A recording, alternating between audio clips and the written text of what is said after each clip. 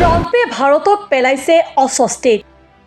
মোদীয়ে সাক্ষাৎ কৰিব আমেৰিকাৰ ৰাষ্ট্ৰপতিক। মোদীৰ ডাঙৰ প্ৰত্যাহ্বান ট্ৰাম্পৰ পৰা ভাৰতক ৰক্ষা কৰা। ট্ৰাম্প আৰু মোদীৰ বৈঠকৰ পূৰ্বে ভাৰতত হৈছে কি? চাওক এই প্ৰতিবেদনটি। ইজৰাইলৰ প্ৰধানমন্ত্ৰী বেঞ্জামিন নেতানিয়াহু, জাপানৰ প্ৰধানমন্ত্ৰী শিগেৰু ইচিবা আৰু জৰ্ডানৰ ৰজা আব্দুল্লাৰ পিছত ভাৰতৰ প্ৰধানমন্ত্ৰী নৰেন্দ্ৰ মোদী পুনৰ ৰাষ্ট্ৰপতি হোৱাৰ পিছত ট্ৰাম্পক লগ কৰিবলৈ হোৱাইট হাউচ ভ্ৰমণ কৰা চতুৰ্থজন বিদেশী নেতা। পুনৰ ৰাষ্ট্ৰপতি হোৱাৰ পিছত ডনাল্ড ট্ৰাম্পে বহু দেশৰ ওপৰত শুল্ক ঘোষণা কৰিছে যদিও ভাৰতক এতিয়ালৈ কিন্তু কৰা নাই। কিন্তু ট্ৰাম্পে আমেৰিকালৈ অহা তীখা আৰু এলুমিনিয়ামৰ ওপৰত শুল্ক আৰোপ কৰিছে আৰু ভাৰতে এই ধাতুসমূহ আমেৰিকালৈ ৰপ্তানি কৰে। এই ক্ষেত্ৰত ভাৰতবাসী সতৰ্ক হ'বলৈ হ'ল। বহু সময়ত ট্ৰাম্পে ভাৰতক অস্বস্তি কৰি তুলিছে যদিও মোদী চৰকাৰে অতি সতৰ্কতাৰে প্ৰতিক্ৰিয়া প্ৰকাশ কৰিছে। বিগত সময়ত ট্ৰাম্পে ভাৰতক টেৰিফ কিং বুলি অভিহিত কৰিছিল আৰু চলিত মাহৰ আৰম্ভণিতে 104জন ভাৰতীয়ক কঢ়িয়াই অনা আমেৰিকাৰ সামৰিক বিমানত তেওঁলোকক হাতত হাতকেৰিয়া আৰু ভৰিত শিকলি বান্ধি অমৃতসৰত উপস্থিত কৰাইছিল।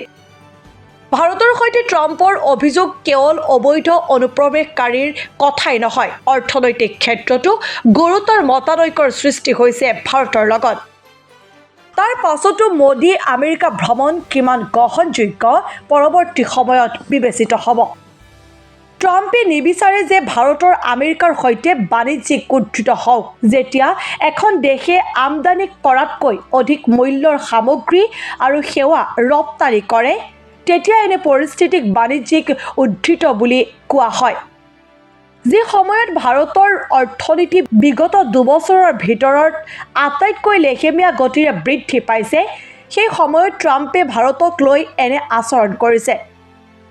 আমেৰিকাৰ সৈতে বাণিজ্যৰ উদ্ধৃত ভাৰতৰ বাবে গুৰুত্বপূৰ্ণ। ইয়াৰ বাহিৰেও ভাৰতত আমেৰিকাৰ বিনিয়োগৰ প্ৰয়োজন। যদিও ট্ৰাম্পে নিৰ্বাচনী প্ৰচাৰৰ সময়ত ভাৰতক শুল্ক আৰোপ কৰাৰ ভাবুকি দিছিল, তথাপিও ৰাষ্ট্ৰপতি হোৱাৰ পিছত তেওঁ কানাডা, মেক্সিকো আৰু চীনৰ ওপৰত শুল্ক ঘোষণা কৰাৰ দৰে ভাৰতত শুল্ক ঘোষণা কৰা নাই।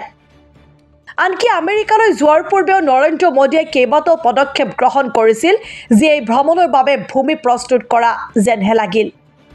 উদাহৰণস্বৰূপে ভাৰতে আমেৰিকাৰ বাইক হাৰ্লি ডেভিডছনৰ শুল্ক হ্ৰাস কৰাৰ কথা ঘোষণা কৰিছে। ভাৰতে আমেৰিকাৰ হুইস্কি আৰু অন্যান্য সামগ্ৰীৰ ওপৰত আমদানি শুল্ক হ্ৰাস কৰিব পাৰে বুলিও বাতৰি প্ৰকাশ পাইছে।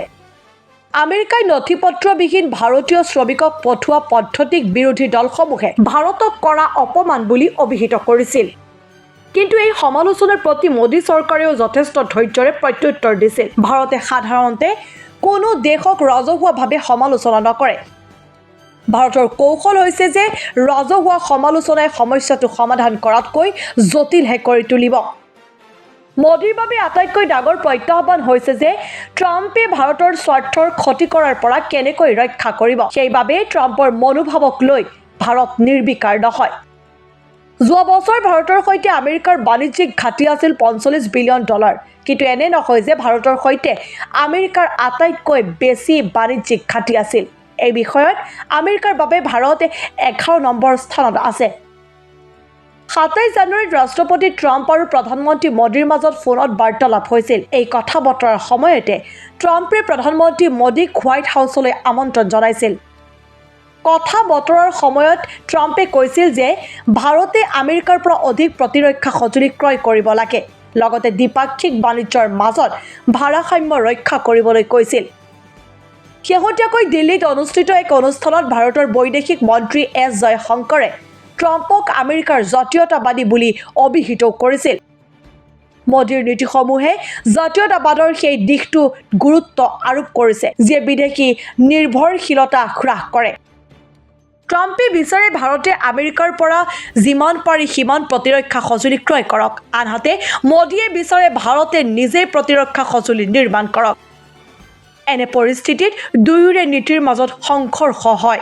ভাৰতৰ বাবে আমেৰিকাৰ সৈতে প্ৰতিৰক্ষা চুক্তি এক প্ৰত্যাহ্বানতকৈও কম নহয়।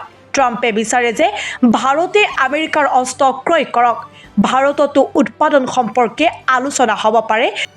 কিন্তু ট্ৰাম্পে এইটো আশা কৰে যে ভাৰতে আমেৰিকাত নিৰ্মিত প্ৰতিৰক্ষা সঁজুলি ক্ৰয় কৰি থাকিব।